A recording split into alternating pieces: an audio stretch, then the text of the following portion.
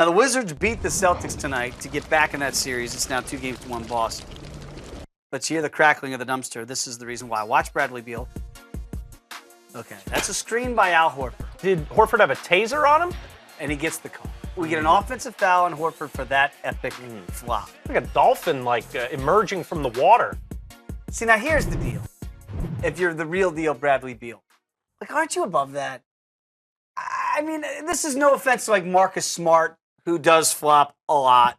We've seen epic flops, but isn't Bradley Beal supposed to be above that? Isn't he the cachet player as the two-guard for the Wizards that you're not supposed to do that sort of thing just to get a call? And by the way, a 25-point blowout? Because other guys see that around the league. I think this series has turned ugly, and I think it's kind of gotten that way over the course of these 3 games. It really took a turn for the ugly in this game with all the Oubre and Olynyk stuff and Oubre getting thrown out. Right. So I think now guys are just trying to get under each other's skin.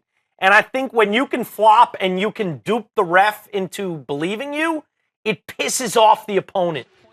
How upset is Al Horford, Brad Stevens, IT, the rest of those guys? Are you kidding me? You fell for that?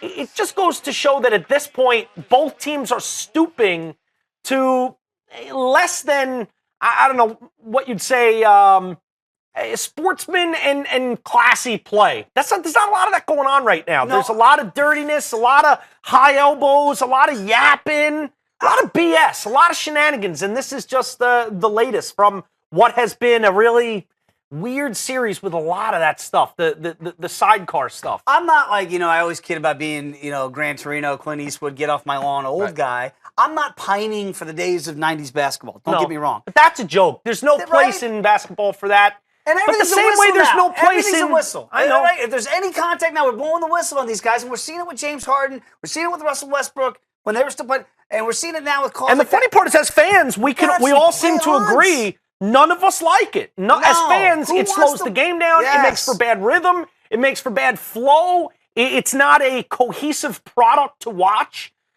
But when you got guys flailing around, and then the ref sort of doesn't know what to do, and the ref's like, foul, must be Horford. I don't know. I didn't really see, but yep. And it goes even to the best player in the league, LeBron James. When you're always bitching and whining for every call, that's how the game gets slowed down. I think there is when you get to the postseason, especially with all these games meaning so much and such a microscope on all this stuff, I think there becomes this sort of the gamesmanship. If you could get one over on the ref, if you could kind of convince the ref that maybe some guy hit you when he didn't, or look, LeBron does it, Harden does it, everyone in the league at this point seems to do it. Some guys do it more than others. Yet I think there's a way of things balancing out. The guys that seem to do it more than others, the guys who cry wolf, I think all of a sudden it gets out, their reputation gets out, and then the ref is less likely to fall for future flops if your reputation is one to try to deceive the officials.